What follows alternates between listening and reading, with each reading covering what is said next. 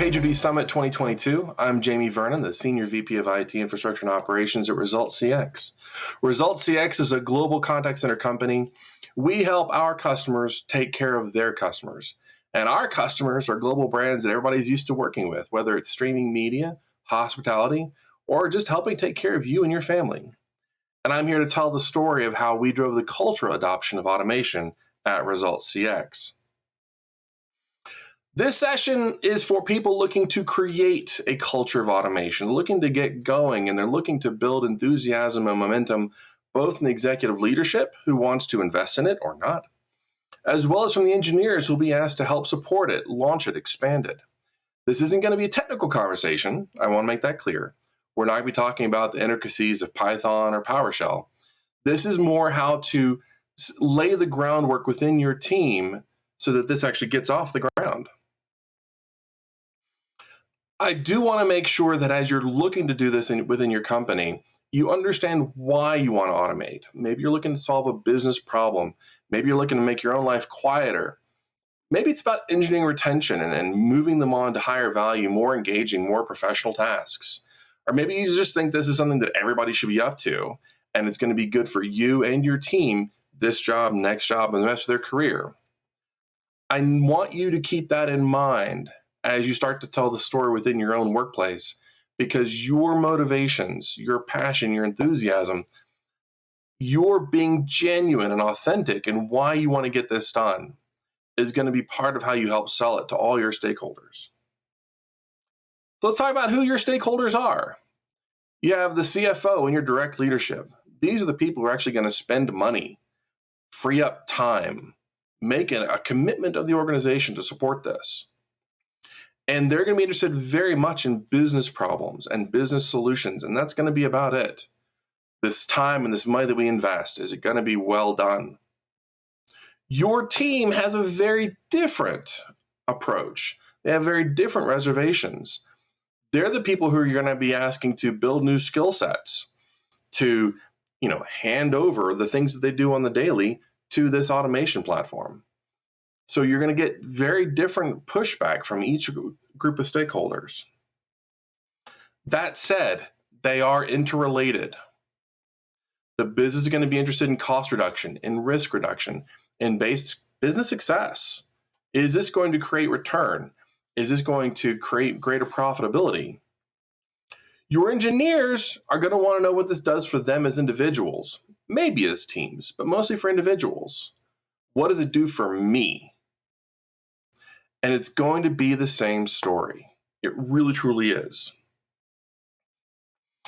For your executive leadership, they're mostly going to be interested in very dry, very straightforward metrics.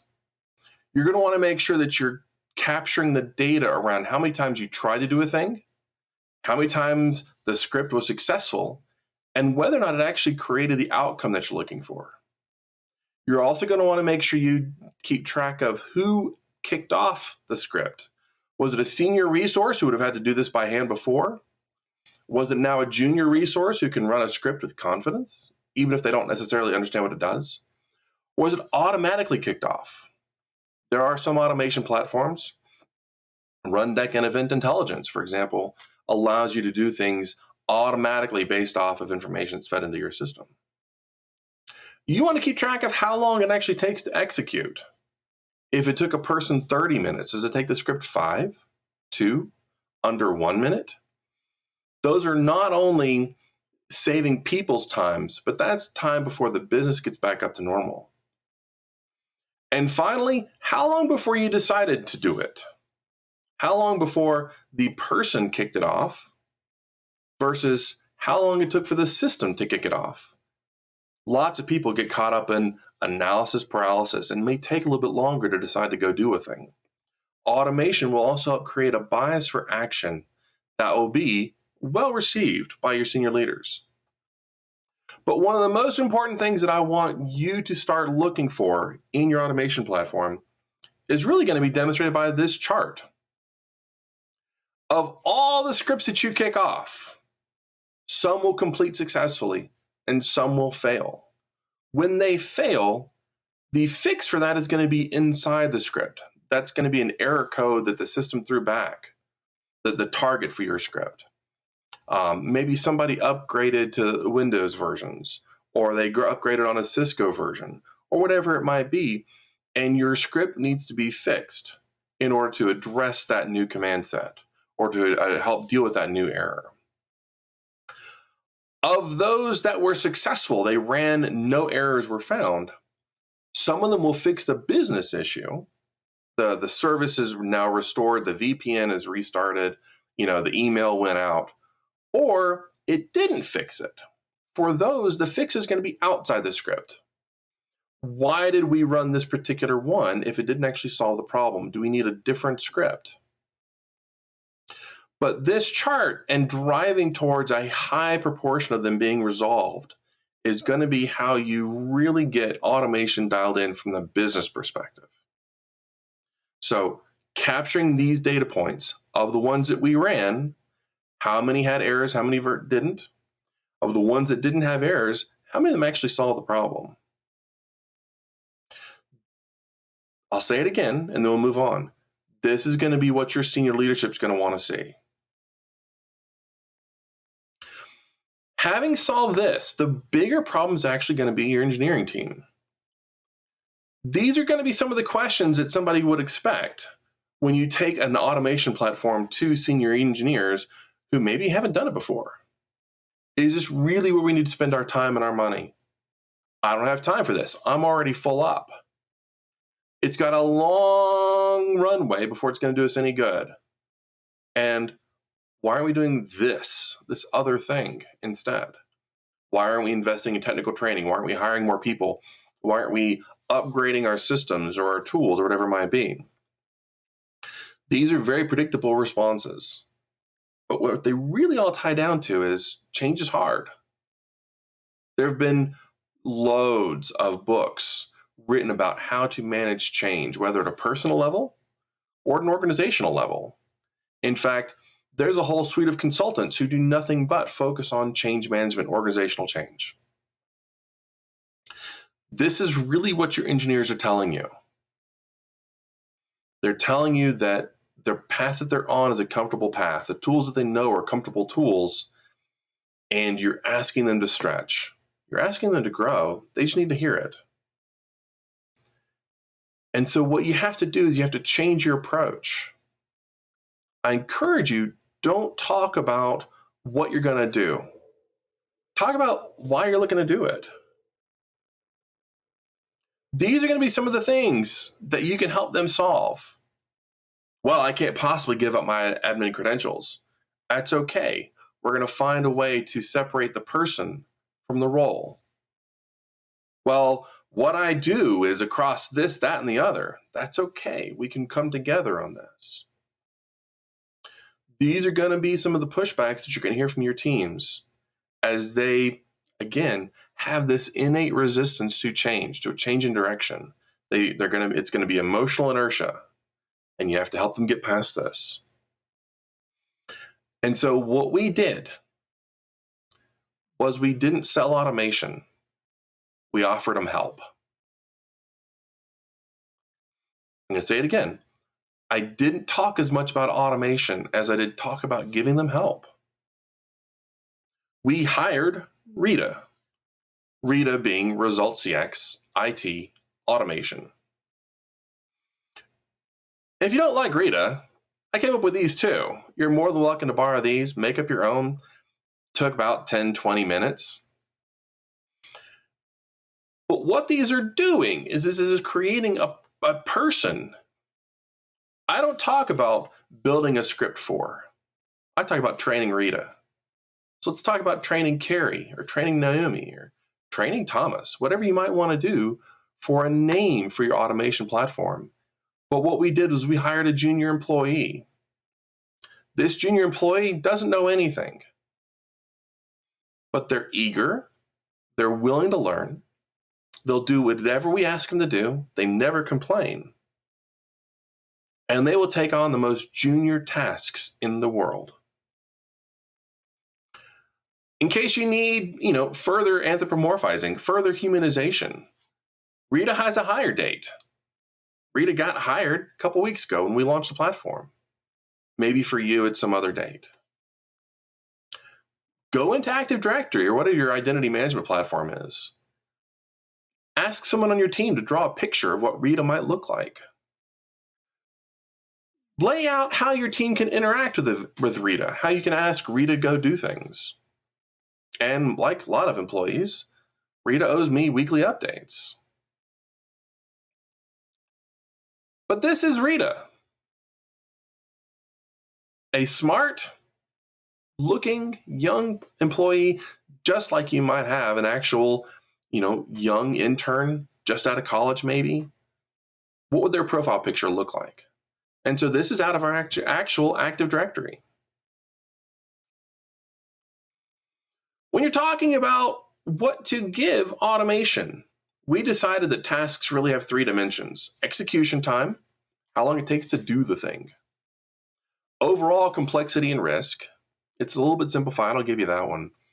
But this is really about, does it require advanced credentials? If something goes wrong, how wrong could it go?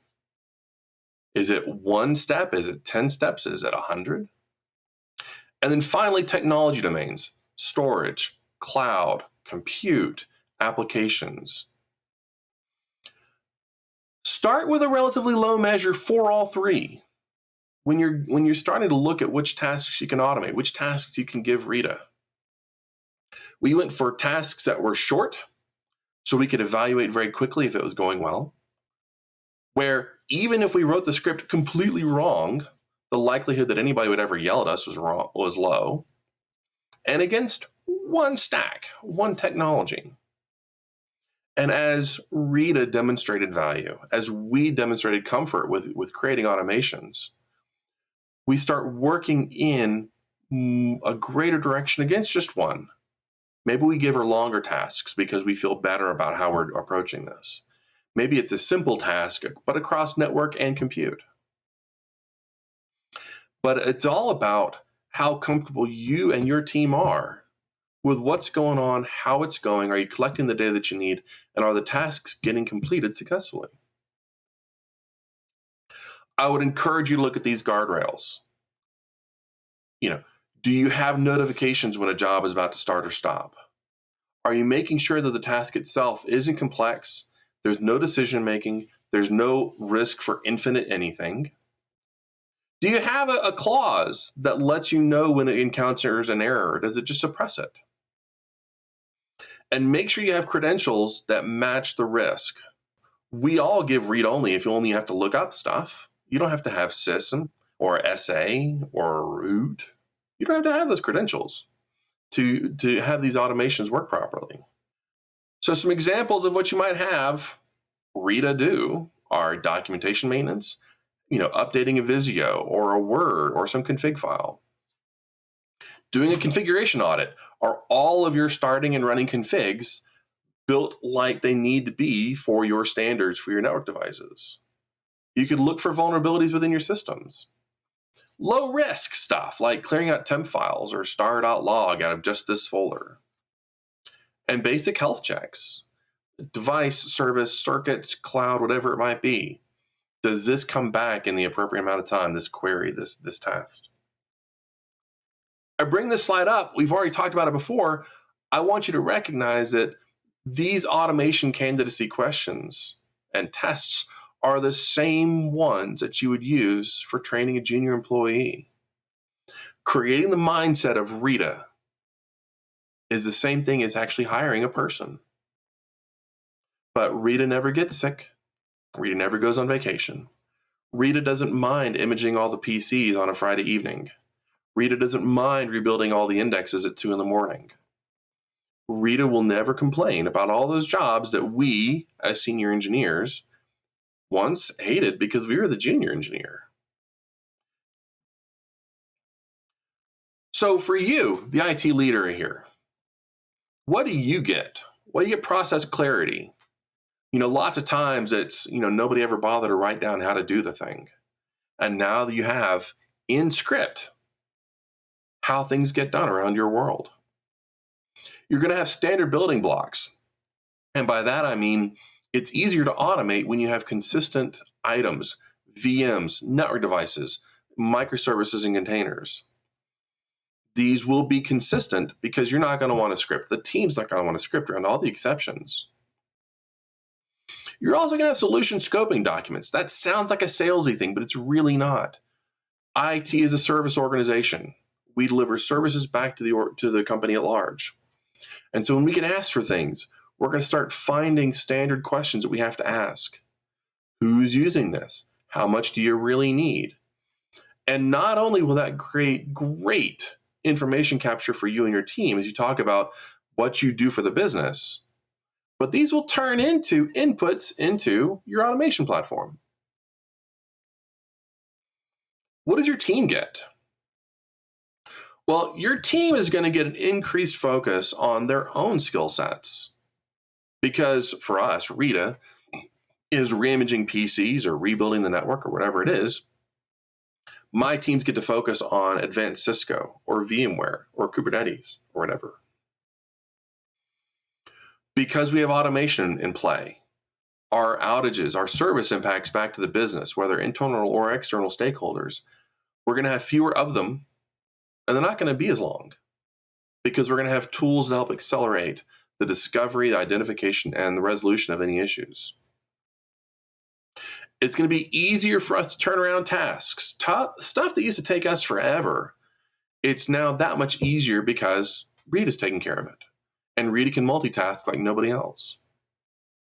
And so my ability to turn out the infrastructure required for this application or that service, my ability to launch a new office building is that much easier to do.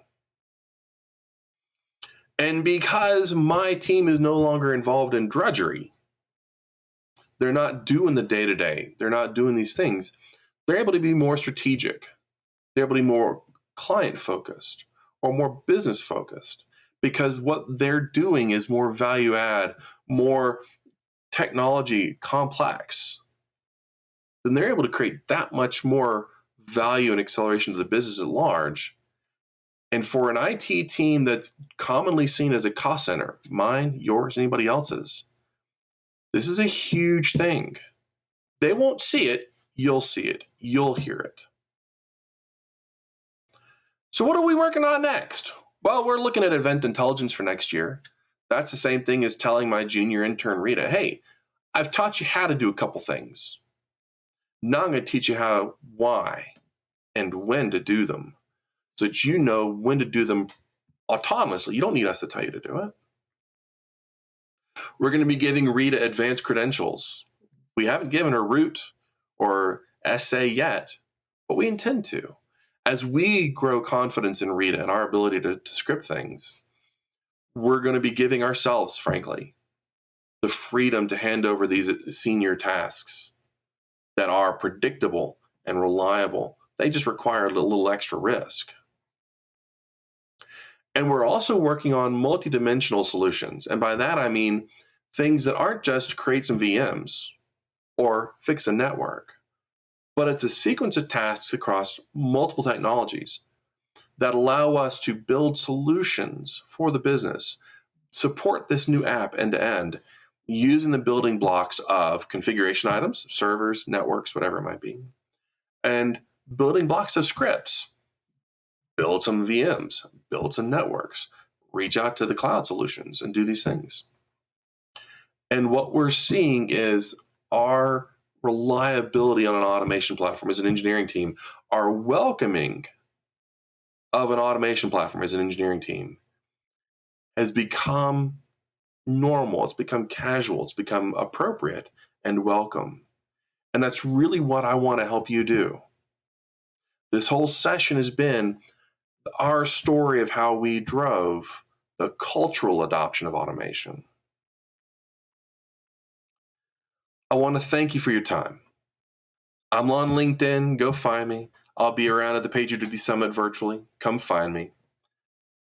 But if you made it this far, I hope you found something worth talking about. I hope you found something that was useful, that you can take it back to work. And I thank you for your time.